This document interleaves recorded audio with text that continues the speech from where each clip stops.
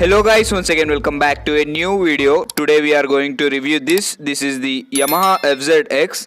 Yamaha offers three color variants in this FZX. One is the metallic blue, metallic copper, metallic black. There are two variants available in this FZX. One is the standard one and another is the Bluetooth one. Bluetooth one costs 1,41,000 on road here in Hyderabad, and the standard variant costs 3,000 less than this. Personally, I liked this blue color, and these are the keys of the motorcycle. It gets with Yamaha branding on it, and this is the front look. In the front, it gets with full LED setup. Let's turn on the vehicle. This is the DRL, and it gets with LED headlamp for high beam and low beam. I didn't like this DRL design. One single complete circle would have been good, and these are the indicators which are halogen, and the tire guard hugger is metallic, and I didn't like this part as well. This is the front tire. In the front, it gets with ABS. It gets with only single channel ABS, and it has this blue accents around the rim, and the front tire section is 180 by 17 inches, and this is the crash guard, and it doesn't get with any liquid cooling. It is air cooled. This is the side look. It gets with this brushed aluminium like finish over here, and the bash plate is finished in metal, and overall ground clearance of the motorcycle is 165 mm, and overall wheelbase of the motorcycle is 1330 mm. Engine specifications and power and torque figures we will talk while riding. It gets with both side stand and center stand. The foot pegs are set in middle, and this is the exhaust which is finished in black. And this is the seat is very premium looking, and it has this red accents on the seat. It's long and wide as well, so two people won't be a problem. And fuel tank is very huge looking. This is the fuel lid which is kind of finished offset. Let's see, will it comes in hand or it has a hinge in it. No, it doesn't have a hinge. That would be a really good option. And the fuel tank capacity is 10 liters. In the FZ, it gets with 13 liters of fuel tank capacity, and the paint scheme is very premium looking. It's shining very well in the sunlight, and here is the FZX branding with a 01 number. In the rear, it gets with a 7-step adjustable monocross suspension with the tire section of 140 60 R17, and it has this tire hugger in the rear.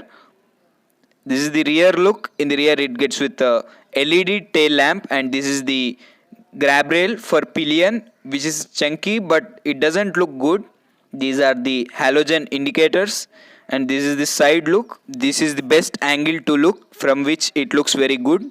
Here is the Yamaha branding. Overall design language is good other than the headlamp and rear grab rail. This is the headlamp button, and below that we have indicator button, and this is the high beam low beam. Here is the pass, and this is the horn, and on the other side we have this engine kill switch. This is the LCD display. On the left it's showing the turn signal indicator, and this is the high beam low beam, neutral, engine check light, ABS, and this is the circular RPM meter. See, it's revving, and this is the digital speed and fuel gauge. It gets with 12-volt charging socket. USB charging socket would be a very good option, but this will also be very handy if you use the tire inflator. And here is the time. It has twin trip meters in it. It gets with an app called Yamaha Connect. I think Yamaha will also offer this Bluetooth feature in MT15 and R15 in future. So let's see some of the features of this app. It shows missed calls and incoming call alerts, SMS and emails, phone battery, fuel consumption, maintenance recommendations, last parking position, malfunction, rev dashboard, ranking. Like, it connects with all the Yamaha riders, and it shows ranking of maintenance, distance clocked, and how economic friendly you are riding. This is only the thing which helps in connecting with app via Bluetooth. For this thing only you have to pay 3,000 more than the regular variant. And now let's hop on and let's hear the exhaust note.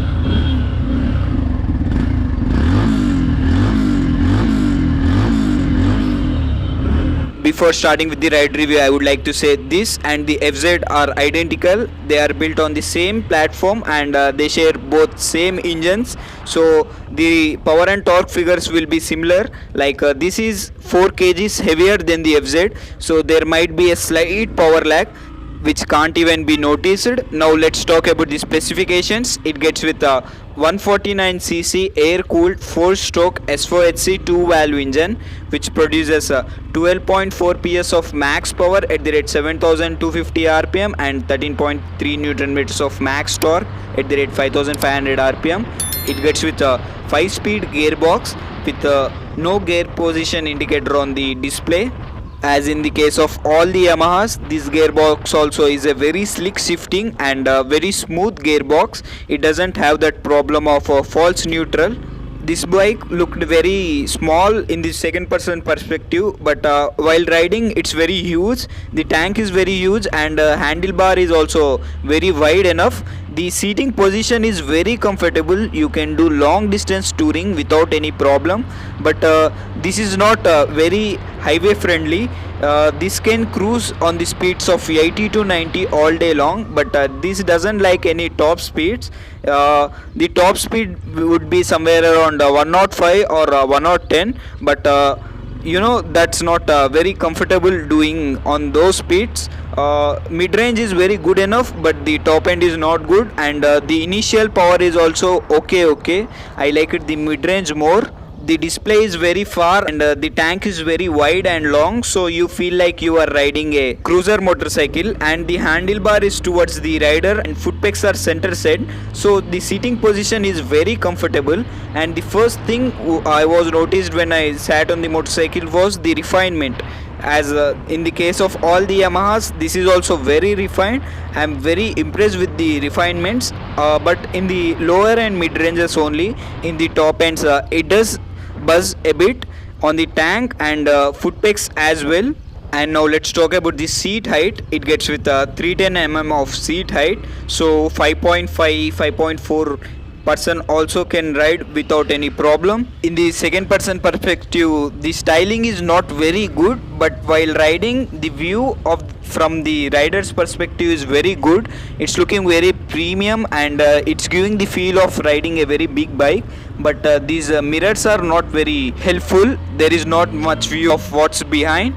And now let's talk about the braking. In spite of being ABS in the front brake is not so responsive. The overall braking is good enough. Like it doesn't have feel and feedback, but it has that stopping power in it. And the suspension is firm. It's on the softer side, so bad roads won't be a problem. And I like it that metal bash plate very well, so bad roads won't be a problem at all. I thought this bike would be off-road oriented. It would be more fun than the FZ, but it's not the case. This and the FZ are similar when it comes to off the road and on the road, because it has same amount of ground clearance and same amount of power and torque figures, so it won't be different on the roads and off the roads. And also FZ gets with 13 liters of fuel tank capacity, but this FZX only gets with 10 liters of fuel tank capacity. In spite looking this big, it only carries 10 liters of fuel, so that's a plus to FZ. But these are more city oriented bikes, so that won't be a big deal. The overall bike weighs 139 kgs, so that's very light, so filtering through city traffic won't be a problem. We can easily filter through bumper to bumper traffic. On this note, let's end this video with a conclusion. If you are confused between the FZ and FZX, this and the FZ ride quality is almost similar, so the only doubt you should have is the looks and the amount of features. So on the FZ you get more value for money bike. This is a little bit more for those more features, so you have to choose between the value for money and features. So that's it for now guys. Hope you liked my efforts. If you did, like this video and subscribe to my channel. So see you soon. Bye.